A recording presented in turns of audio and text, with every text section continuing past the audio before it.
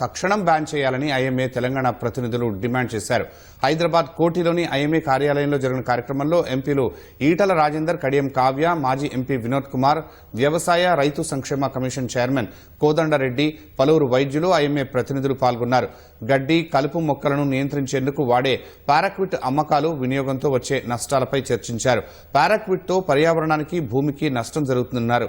ప్రమాదవశాత్తు ఆత్మహత్య చేసుకునేందుకు పారాక్విట్ తీసుకున్న రైతులను కాపాడటం అసాధ్యంగా మారుతోందని ఆందోళన వెలిబుచ్చారు. ఇప్పటికే పలు దేశాల్లో పారాక్విట్ ని బ్యాన్ చేశారని, భారత్లోనూ నిషేధం విధించేలా కృషి చేస్తామని ప్రజాప్రతినిధులు తెలిపారు. దీనివల్ల అసలు 100% చనిపోతున్నారంటే ఆబ్వియస్గా దీన్ని బ్యాన్ చేయాల్సిందే.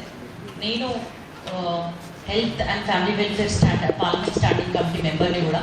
సో మా కమిటీలో కూడా దీన్ని నేను అడ్రస్ చేస్తాను. అదేవిధంగా పార్లమెంట్లో కూడా ఖచ్చితంగా దీని గురించి మాట్లాడతాను. ఒకవైపు అప్పుల బాధను ఏ బాధ